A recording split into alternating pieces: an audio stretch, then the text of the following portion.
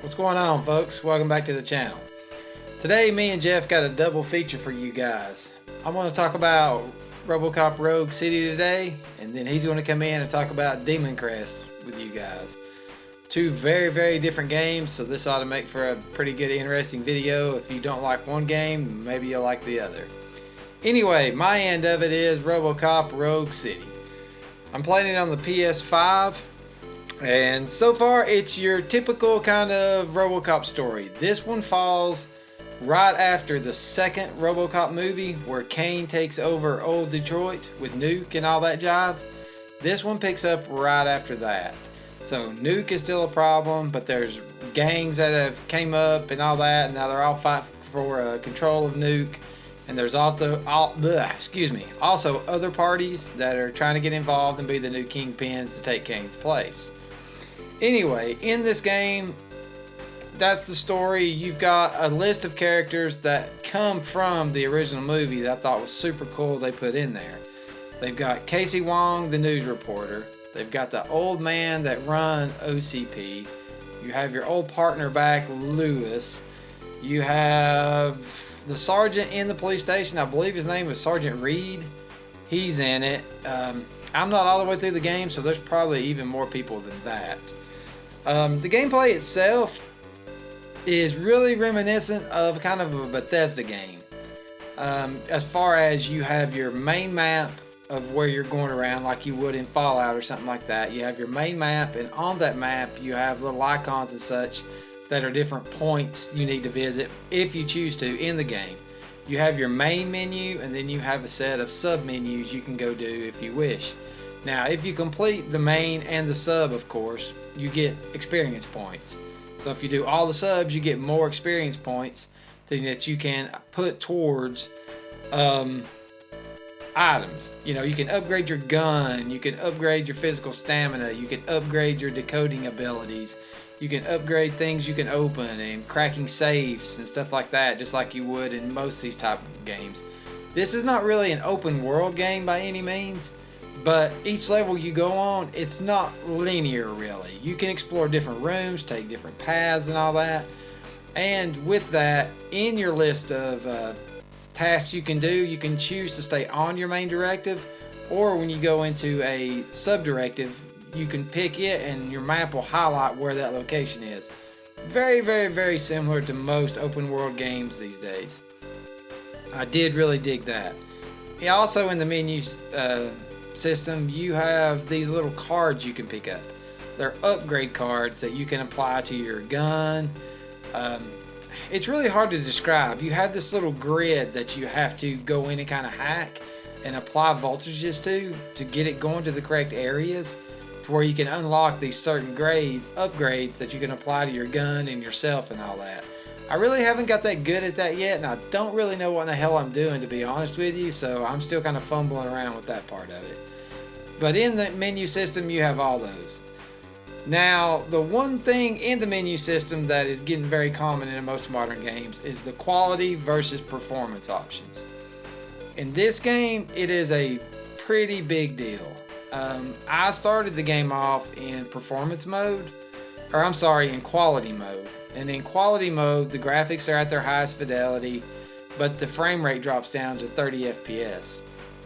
You're going to see from this footage I'm showing you here that the 30 frames per second is kind of a big deal. You had tons of textures dropping out.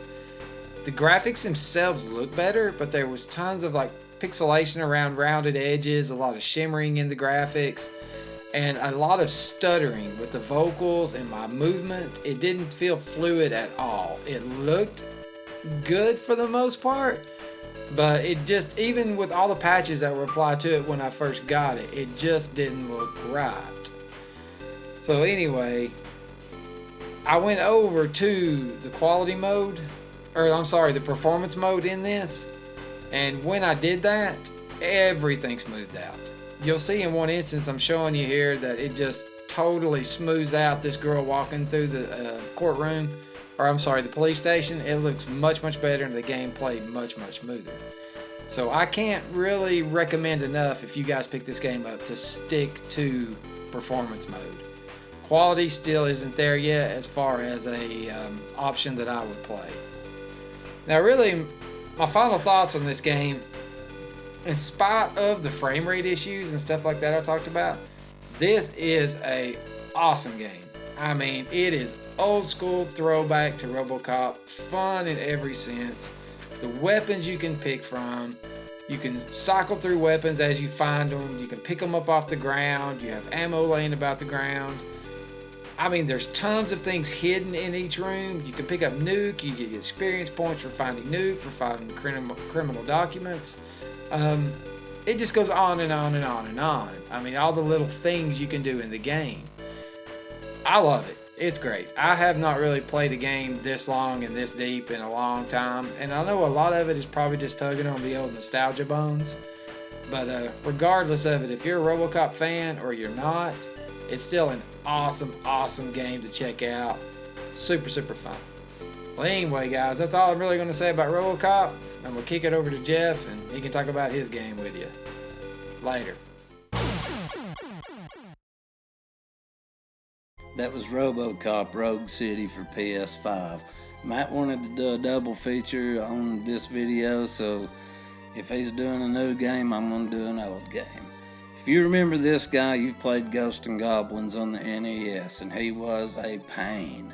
But he was enough of a pain and a good enough character to get his own spin-off when he got Gargoyle's Quest for the Game Boy, and then the sequel, Part 2, for the NES a couple years later. But in '94, he moved on to the big leagues, and he got Demon's Crest. Demon's Crest is a really cool game.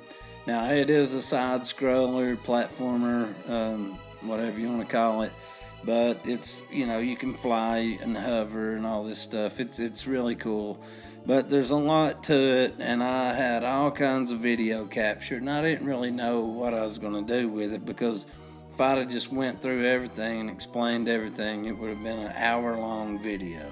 So I just decided I was going to talk about the crests and what they do. So here we go. We're going to talk about the crests and Demon's Crest, and, well, just check it out. You start out the game with the Crest of Fire.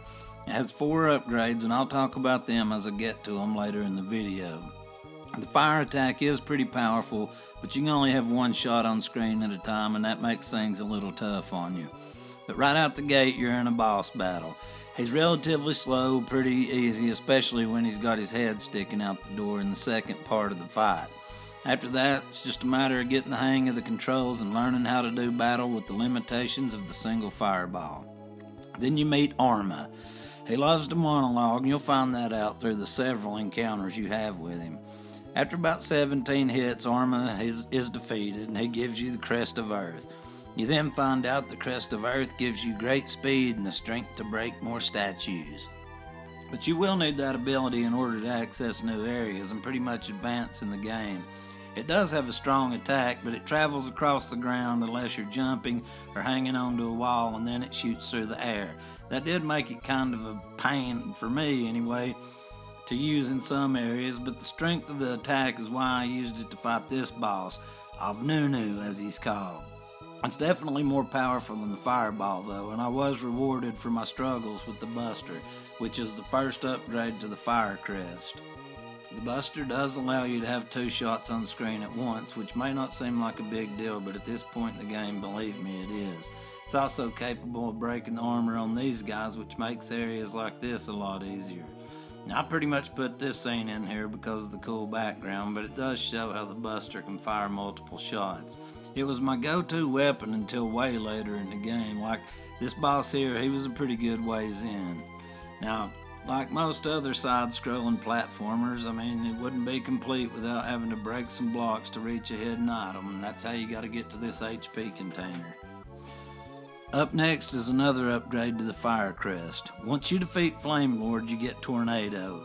Tornado isn't much as far as the weapon goes, but it creates temporary platforms that you can use to reach things that would otherwise be out of reach, like this HP container. I used it on stages like this that had a lot of moving platforms so I could move on as fast as possible and not take a lot of damage. This boss here is simply known as Flyer. and he's the end of a really cool level with these multiple layers of clouds in the background. Defeat him and you get the most useless upgrade to the Fire Crest, the Claw.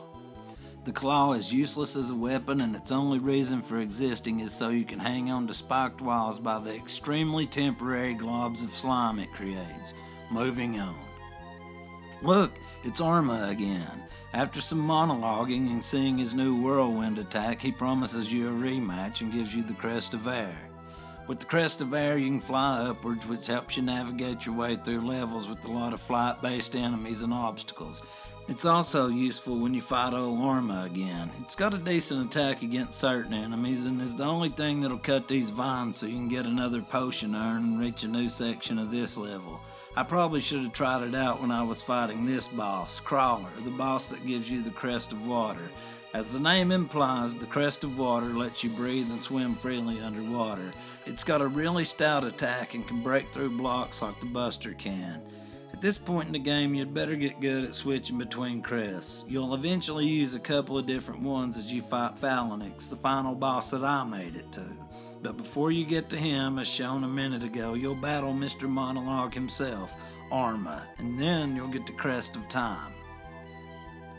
With the Crest of Time, your attack increases twofold and the damage you take is cut in half. I think it's probably the coolest looking of all the forms you take. The firepower you have can break through armor like Buster can, and it's just all around the most powerful crest that I got in the playthrough I did. Power doesn't add up to good gameplay, as you can see in this comically bad battle against Gruon. He beat the crap out of me from start to finish, and I was glad I had some ginseng potions to restore my health. I finally managed to kill him with the power of the Time Crest and acquired the last upgrade to the Fire Crest called Demon Fire. Demon Fire would probably have been useful if I'd gotten it before I got the Time Crest, which I technically could have done because the game isn't strictly linear, but I didn't, so I only used it to get this footage. So now it was time to go after the Crest of Heaven. Phalanx is the last boss I played because I didn't have every item and HP container. You have to switch back and forth between the Crest of Water and whichever crest you choose to attack him with. I obviously went with the Crest of Time, which I assume most people would. After beating Phalanx, you do get an ending, but it hints that there is another foe still out there. At the end of the credits, there would normally be a code to restart the game with the Crest of Heaven, which basically gives you the abilities of all the crests in one, and you can fight the Dark Demon to get the true ending. But, alas, I got what I got. I hope you've enjoyed our first double feature. As they say, don't forget to like and subscribe. Later.